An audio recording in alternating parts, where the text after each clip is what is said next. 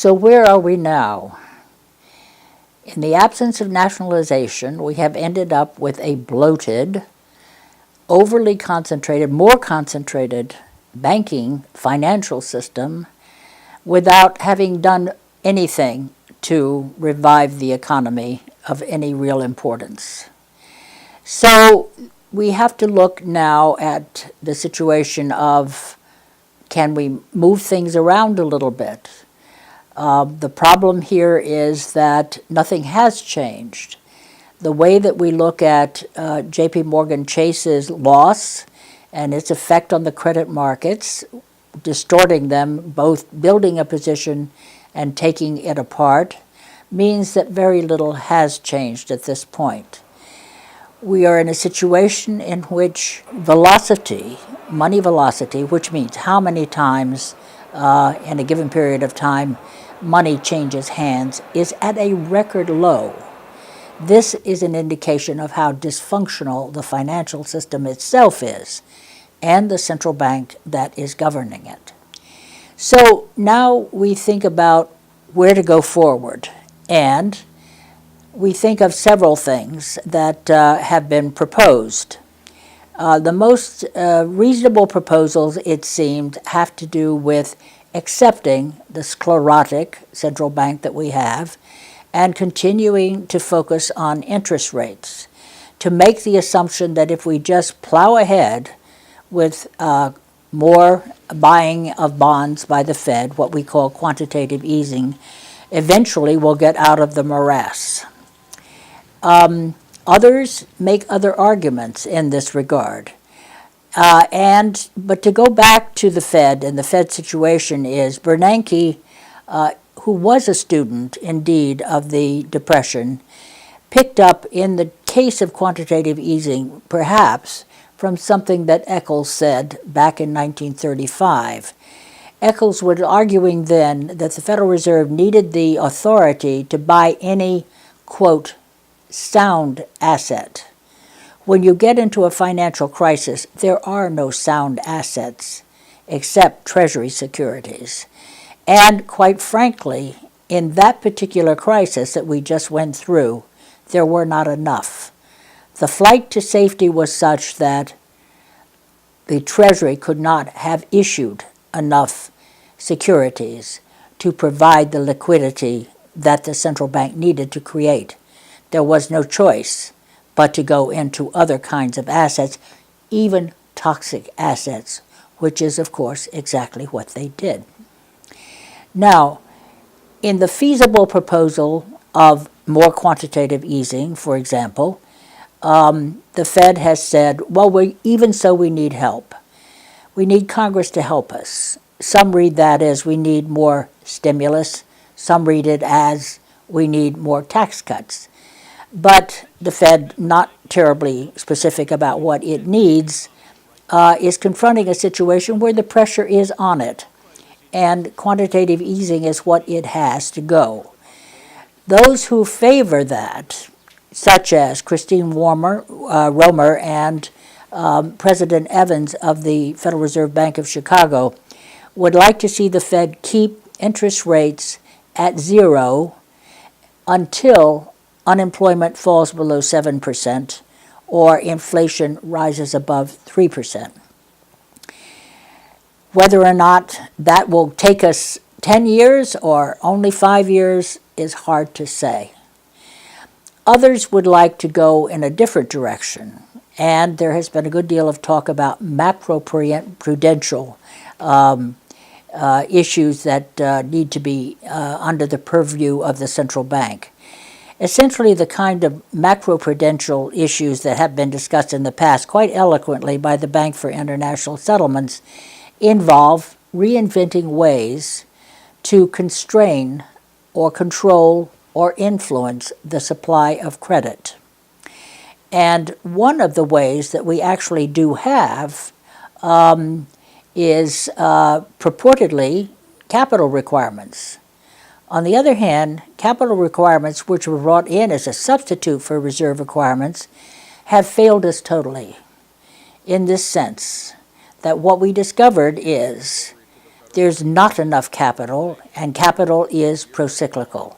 In other words, it's available in a boom and not available when you really need it in a downturn. And, moreover, it's a situation in which it disappears. The evaporation of capital during the financial crisis was absolutely stunning to watch. The entire financial system was, in effect, underwater at that time. So, what other macroprudential possibilities are there? Actually, there is one in Dodd-Frank, which will come into effect at the end of July in 2012, and that is Section 610, which goes back and corrects an enormous error made by a controller of the currency at the end of the Clinton administration, who acceded to the request of the banks to remove the requirement in the sense that that loans to a single borrower had to be a given percentage of capital if that affected financial institutions. In other words, the common sense notion of don't put your eggs all in one basket, which had been part of the National Bank Act since 1865, was to be waived if that basket was another financial or group of financial institutions. What Section 610 does is say, no, the law requires you to break it all up, to distribute your lending across the spectrum in relation to capital. Moreover, it does something else extremely important. It recognizes, unlike the Federal Reserve, that the financial sector has changed. It now doesn't speak of banks lending. It speaks in the statute of credit exposures. And the credit exposures include repurchase agreements, reverse repurchase agreements, derivatives, securities lending, etc. In other words, all those exciting things that brought us into crisis. If it is implemented, it will have incredibly, or when it is implemented, because it must be, it's in the law, it will have very important consequences, one of which is that it will go at the issue of interconnectedness that has developed as a result of financial institutions borrowing and lending within the financial system rather than outside the financial system.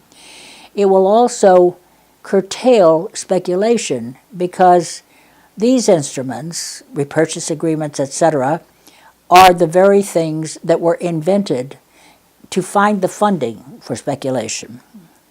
And then, of course, it will also curtail the amount of credit that is expended, that is expanding out there, and the ability of the financial sector itself to create excess liquidity in the system.